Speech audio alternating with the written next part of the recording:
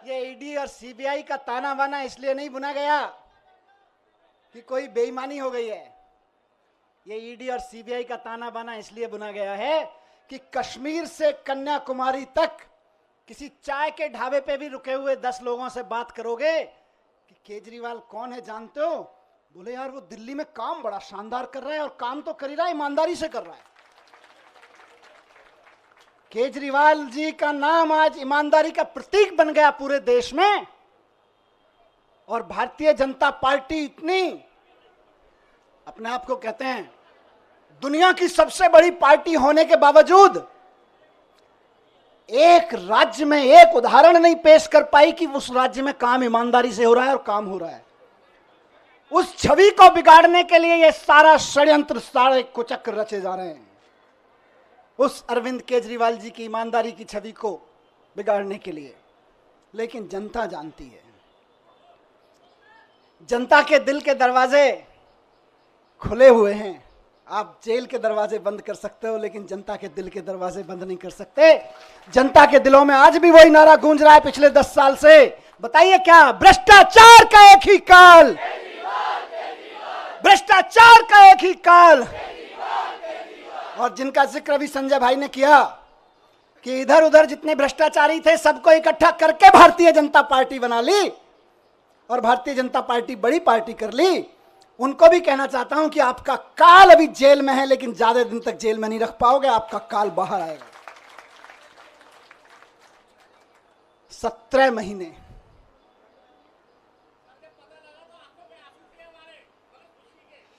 ये आंसुओं, इन आंसुओं ने मुझे ताकत दी है 17 महीने जेल में। मैं जब राजघाट पे आपसे बात करके गया था तो कह के गया था शायद 7-8 महीने लगेंगे। मुझे उम्मीद थी कि 7-8 महीने में न्याय मिल जाएगा, लेकिन कोई बात नहीं, 17 महीने लग गए। 17 महीने लग गए, लेकिन जीत सच्चाई की हुई है, जीत ईमानदारी की हुई है। इसीलिए कहते हैं कि भगवान के घर पे देर है लेकिन अंधेर नहीं है। भगवान के घर पे देर हो सकती है लेकिन अंधेर नहीं हो सकती है। इनकी तो बड़ी कोशिशें करी इन्होंने, संजय भाई के ऊपर, मेरे ऊपर, अरविंद जी के ऊपर, पार्टी के और नेताओं के ऊपर। देश के सख्त से सख्त कानूनों की सख्त से सख्त धाराएं लगा के इनको बंद कर दो झूठे सच्चे केस में, और ऐसी ऐसी धाराएं लगा दो जो दुनिया भर में आतंकवादियों के ऊपर लगाई जाती हैं। ऐसी ऐसी कानूनों की धाराएं लगा दो जो दुनिया में ड्रग माफिया के ऊपर लगाई जाती हैं। ऐसी ऐसी धाराएं लगा के इन्होंने सोचा इनको जेल में बंद कर दो, तो जैसे आतंकवादी को जेल में डाल देते हैं तो सड़ता रहता है, जैसे ड्रग माफिया को जेल में डालते हैं तो दुनिया में सड़ता रहता है। इन्हें लगा अरविंद केजरीवाल, मनीष सिसोदिया और संजय सिंह को भी जेल में डालेंगे तो सड़ जाएंगे। लेकिन आपके आंसुओं की कीमत है ये, आपके आंसुओं की ताकत है ये कि जेल के ताले भी पिघल जाते हैं।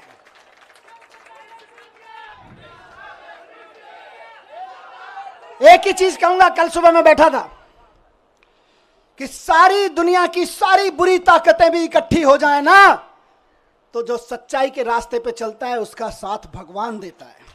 बाबा साहब ने 75 साल पहले, करीब 75 साल पहले अंदाजा लगा लिया था कि कभी कभी ऐसा भी होगा, हम लोकतंत्र का संविधान बना रहे हैं, लेकिन कभी कभी ऐसा भी होगा कि इस देश में तानाशाही ताकतें आके आतंकवादियों और ड्रग माफियाओं पर लगाए जाने वाले कानून को आम आदमी के ऊपर लगाएंगे, व्यापारियों के ऊपर लगाएंगे, विपक्षियों के ऊपर लगाएंगे।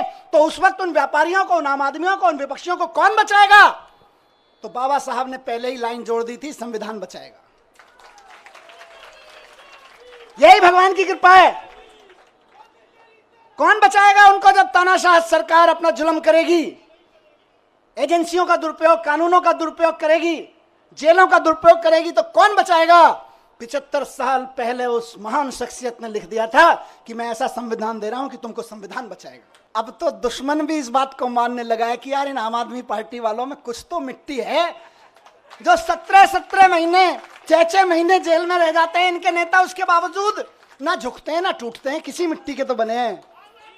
ये उस मिट्टी के बने हैं, मैं बताता हूं, ये उस मिट्टी के बने हैं भारतीय जनता पार्टी वालों, जिस मिट्टी पर भगत सिंह का पसीना की बूंदें गिरी हुई हैं, जिस मिट्टी पे गांधी ने गोली खाई थी, जिस मिट्टी पे भगत सिंह के पसीने की बूंदें गिरी हुई हैं, जिस मिट्टी पे खड़े होकर बाबा साहब ने तुम्हारी जैसी लोगों की ताकतों के, उस वक्त की ताकतों के जुल्म झेले थे, उस मिट्टी से ये बने हुए हैं। इनको तुम्हारी तोता मैना क्या तोड़ पाएंगे?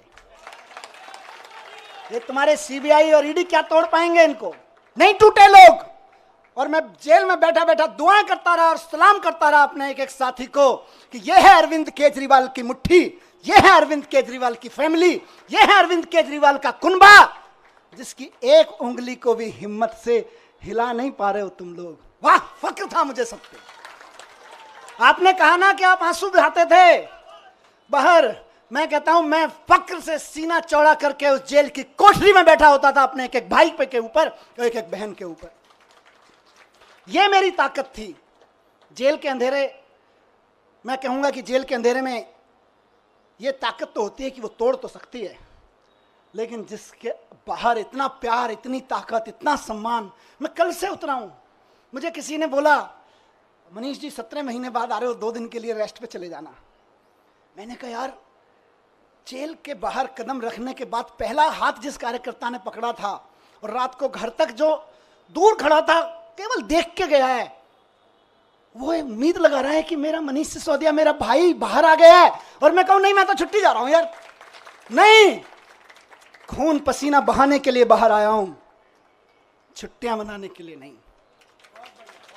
एक एक दिन जो संजय भाई ने नारा दिया है कि इनकी जमानत जब्त कराएंगे, आज से और अभी से लग रहे हैं। और बीजेपी वालों, ढूंढते रह जाओगे कहां गई वोटें, कहां गई वोटें। आज से लगना है सबको। जो सुन रहे हैं सोशल मीडिया और मीडिया के माध्यम से, एक एक कार्यकर्ता साथी को कहना चाहता हूं, दिल्ली के एक एक नागरिक को, हरियाणा के एक एक नागरिक को, देश के एक एक नागरिक को कहना चाहता हूं कि इस तानाशाही के खिलाफ तो एक एक आदमी को वोट करना पड़ेगा। सवाल हमारा नहीं है।